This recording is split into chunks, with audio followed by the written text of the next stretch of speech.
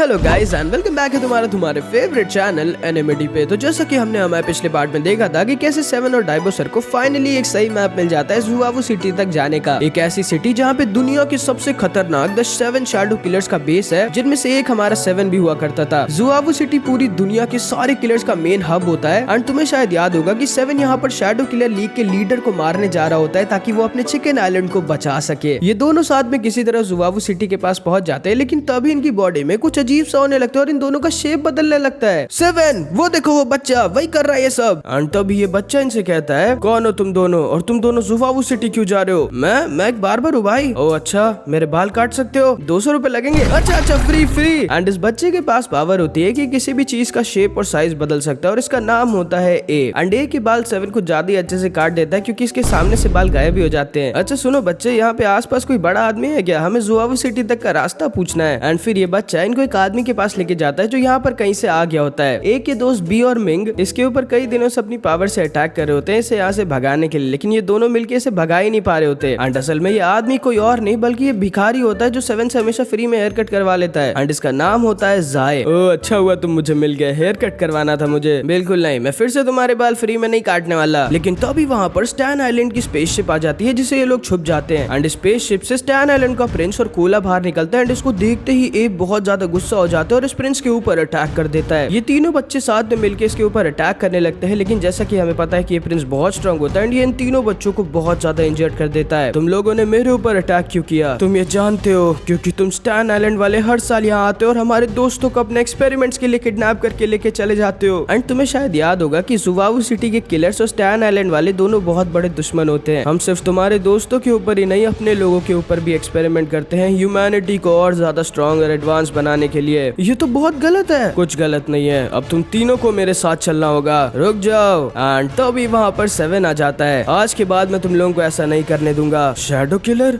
तुम यहाँ क्या कर रहे हो? अच्छा है, आज मैं तुमसे अपनी पिछली हार का बदला लूंगा। एंड तभी ये प्रिंस एक अजीब सी स्टैन बीम का यूज करता है जिससे ये तीनों बच्चे जो थे इनकी सुपर पावर अनकंट्रोलेबल हो जाती है एंड ये लोग अपनी पावर्स को कंट्रोल ही नहीं कर पा रहे होते। एंड फिर ये सारे के सारे आपस में लड़ जाते हैं क्योंकि ये लोग अपनी पावर्स को कंट्रोल नहीं कर पा रहे होते, इसलिए ये लोग कुछ ज्यादा मदद के थे नहीं। एंड तभी ये स्टैन का प्रिंस 7 के ऊपर एक बहुत ही ज्यादा खतरनाक अटैक यूज कर देता है, लेकिन तभी बी से आके अचानक से लड़ जाता है जिसकी वजह से इसका अटैक कोला की तरफ जाने लगता है। ये अपने अटैक को किसी तरह कोला से दूर करने की कोशिश करता है, लेकिन कोला को इसका अटैक लग जाता है एंड कोला बहुत इंजर्ड हो जाती है। एंड कोला की हालत को देखकर पता नहीं क्यों ये प्रिंस पगला जाता है और बी पे गुस्सा हो जाता है क्योंकि इसे लगता है कि इसकी वजह से इसको कोला का अटैक लगा है। एंड ये तुरंत ही बी को खत्म करने वाला होता है, लेकिन तभी जाए पता नहीं कहां से अचानक से इसके सामने आ जाता है एंड इसके अटैक को रोक देता है। ये कौन है और ये इतना स्ट्रांग कैसे है कि ना तो सिर्फ इसके ऊपर मेरी स्टैन बीम का कोई असर नहीं हुआ बल्कि इसने मेरे अटैक को भी रोक दिया। कोला की हालत देखो, अभी लड़ने का नहीं, उसे बचाने का टाइम है। एंड ये प्रिंस तुरंत ही कोला के पास आ जाता है। रुक जाओ, तुम कोला को नहीं बचा सकते, हमारे विलेज के मैजिक विज़र्ड्स ही इसे बचा सकते हैं। एंड ये प्रिंस थोड़ी देर के लिए सोचता है, फिर इससे कहता है, ठीक है लेकिन याद रखना अगर कोला को कुछ भी हुआ तो मैं तुम्हारे पूरे विलेज को तबाह कर दूंगा। एंड अब जाके इसको एहसास होता है कि स्टैन आइलैंड वाले कितना बुरा कर रहे होते हैं किसी के परिवार के मेंबर या फिर किसी के दोस्त को किडनैप करके उनसे अलग करके। मिंग इसको लेके इनके विलेज के मैजिक विज़र्ड के पास चला जाता है जो अगले दिन आके इन सबको बताती है कि कोला को पूरी तरह से बचाने के लिए इन्हें शैनोंग कंट्री की ब्लैक हीलिंग पेस्ट की जरूरत है। ठीक है, मैं भी लेके आता हूँ उसे। नहीं, तुम्हें वहाँ तक जाने और वापस आने में 30 दिन लगेंगे। मैं कल तक अपनी स्पेसशिप से वो दवाई ले आऊंगा। एंड ये प्रिंस तुरंत ही शैनोंग कंट्री की तरफ निकल जाता है। मुझे नहीं लगता कि ये प्रिंस उस हीलिंग पेस्ट को ला पाएगा क्योंकि स्टैन आइलैंड वाले और शैनोंग कंट्री वाले बहुत बड़े दुश्मन हैं और हमें कुछ भी करके वो पेस्ट कल सुबह से पहले चाहिए होगा। एंड तभी जाय कहता है, मेरे पास है थोड़ा सा शैनोंग कंट्री का ब्लैक पेस्ट मेरे घर पे। क्या आप मुझे वो दे सकते हो क्या प्लीज? मैं आपके बाल फिर से काट दूंगा। हाँ, तुम मेरे सीक्रेट रास्ते से ज़ुआवू सिटी 2 घंटे में पहुंच जाओगे। मेरे घर पे तुम्हें वो पेस्ट मिल जाएगा, लेकिन किसी को ये मत बताना कि मैं कहाँ हूँ और मैंने तुम्हें भेजा है। एंड फिर ये दोनों जाय के सीक्रेट रास्ते और मैजिक से ज़ुआवू सिटी की तरफ निकल जाते हैं और 2 घंटे बाद फाइनली ज़ुआवू सिटी पहुंच जाते हैं। एंड 7 गलती से एक लड़के ग्रीन को इन किलर से बचा भी लेता है। एंड इसके शैडो किलर बैच को देख के सारे किलर्स डर के वहाँ से भाग जाते हैं। थैंक यू मुझे बचाने के लिए यार। कोई नहीं। अच्छा वैसे ये घर तुम्हें पता है कहाँ पे है? हाँ वो रहा। एंड जाय के घर को देखकर ये लोग एकदम शॉक्ड रह जाते हैं भाई कि उस भिखारी का घर इतना बड़ा होता है। ये लोग किसी तरह जाय के घर के ऊपर उसके कमरे के पास आ जाते हैं। एंड 7 को पूरी ज़ुआवू सिटी दिख रही होती है और बहुत ही ज्यादा मस्त लग रही होती है, जिस वजह से डायबोसर थोड़ा डर जाते हैं कि 7 कहीं चिकन आइलैंड को छोड़कर यहीं पे ना रुक जाए।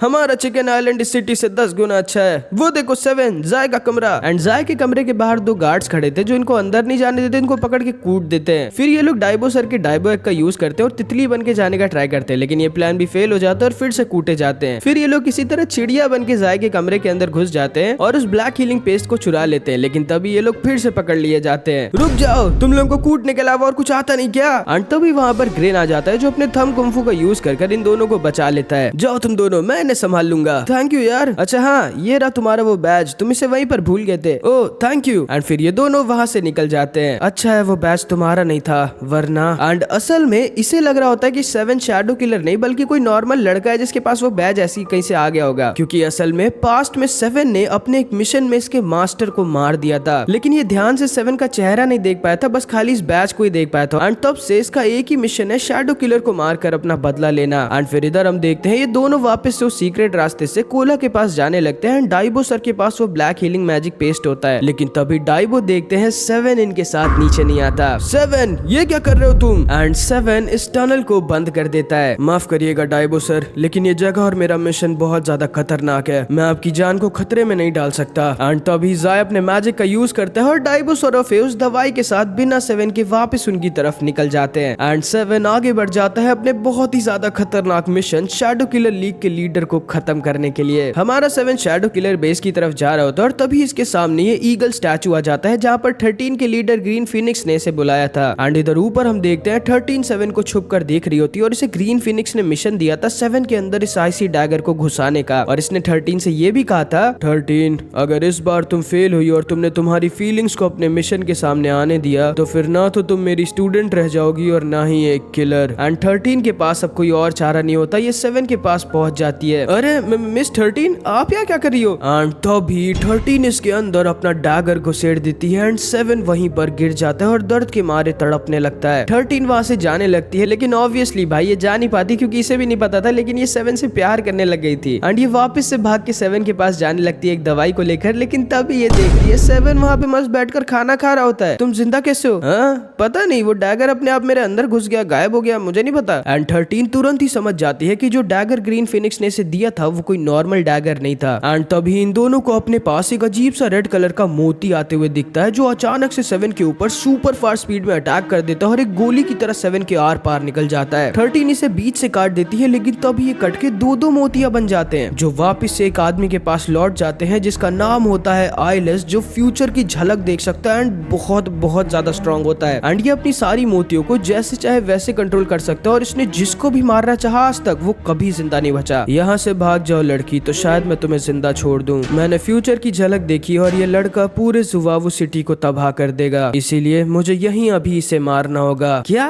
मैं जुवावू सिटी को तबाह नहीं?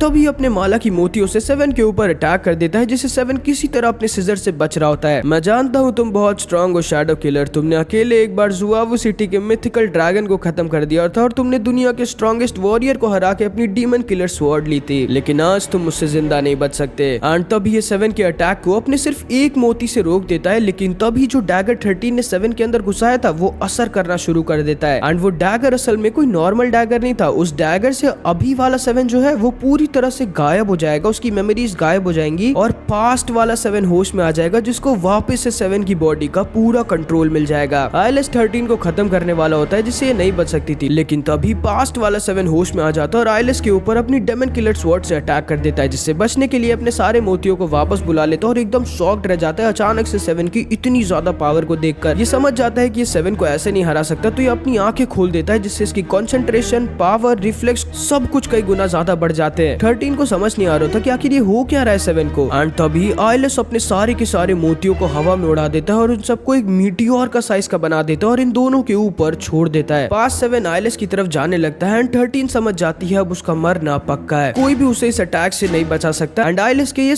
के सारे मोती मीटियोर्स की तरह नीचे आकर गिर जाते हैं जिससे आज तक कोई नहीं बचा होता, लेकिन 13 को एक खरोच तक नहीं आई होती क्योंकि 7 ने 13 को अपनी डेमन किलर स्वॉर्ड से बचा लिया था। एंड असल में 7 अभी भी थोड़ा बहुत होश में था और पास्ट वाले 7 को पूरा कंट्रोल नहीं दिया था। 7 वहां से निकल जाता है एंड आइलेस को यकीन नहीं होता कि कोई उसके सबसे स्ट्रॉन्ग अटैक से जिंदा बच गया एंड ये समझ जाता है कि अब ये 7 को नहीं हरा सकता। एंड 13 को बहुत ज्यादा बुरा लग रहा होता है कि शायद उसकी वजह से अब 7 अपनी पूरी मेमोरीज खो देगा, लेकिन तब भी उसने इसे बचा लिया। 7 बस वहां से भाग रहा होता है और अंदर ही अंदर पास्ट वाले 7 से लड़ रहा होता है जो इसकी बॉडी का कंट्रोल चाहता था। इसके अंदर से इस समय इतनी ज्यादा एनर्जी निकल रही होती है कि सारे के सारे किलर्स, यहाँ तक कि शैडो किलर्स को भी इसकी लोकेशन पता चल जाती है, जो 7 की तरफ बहुत ज्यादा ताकतवर और खतरनाक होते हैं। एंड ये सारे के सारे किलर्स 7 की तरफ आने लगते हैं इसे खत्म करने के लिए। एंड फिर इधर हम ग्रीन फीनिक्स को देखते हैं जो द शैडो किलर लीग के लीडर के पास आ जाता है। क्या हुआ ग्रीन फीनिक्स, शैडो किलर मरा कि नहीं? नहीं, मैं यहाँ आपको कुछ और बताने आया हूँ लीडर। क्या कि सिर्फ शैडो किलर ही नहीं है जो आपको मारना चाहता है? अच्छा, और कौन है जो मुझे मारना चाहता है? मैं। और अब हमारे बीच कोई नहीं आएगा आपको मुझसे बचाने के लिए। ओ, तो ये तुम्हारा प्लान था ग्रीन फीनिक्स, शैडो किलर को यहाँ लाना ताकि सारे किलर्स और शैडो किलर्स उसकी तरफ निकल जाएं और तुम मुझसे अकेले में लड़के मुझे मार सको। सही कहा। एंड असल में ये था इसका पूरा प्लान। ये चाहता था 7 यहाँ जुआवू सिटी में आ जाए और उस डैगर की वजह से पास्ट वाला 7 होश में आ जाए, क्योंकि इसे पता था कि पास्ट वाला 7 अकेले इतने सारे किलर्स और शैडो किलर्स से लड़ने की ताकत रखता है, जिसकी तरफ सारे के सारे किलर्स और शैडो किलर्स निकल जाएंगे और ग्रीन फीनिक्स को मौका मिल जाएगा शैडो किलर लीग के लीडर को मारने का। एंड असल में इसने शैडो किलर लीग के लीडर को कुछ ज्यादा ही हल्के में ले लिया था भाई। एंड फिर इधर हम देखते हैं बहुत सारे किलर 7 के पास पहुंच चुके होते हैं, जिनसे 7 अकेले लड़ रहा होता है और बहुत ज्यादा इंजर्ड हो गया होता है। तो क्या 7 मारा जाएगा या पास्ट वाला 7 होश में आ जाएगा, ये हम अगले पार्ट में देखेंगे। इस वीडियो में इतना ही। आई होप कि तुमको वीडियो अच्छी लगी होगी। नेक्स्ट पार्ट तब आएगा जब इस वीडियो पे 5000 कमेंट्स आ जाएंगे, तो कुछ भी कमेंट जरूर से कर देना। और हाँ, मैं बता दे रहा हूँ भाई, अगला पार्ट बहुत ज्यादा मस्त होने वाला है। ठीक है, तो बस इस वीडियो में इतना ही। मिलते हैं अगली वीडियो में, तब तक के लिए अपना ख्याल रखना। Bye bye.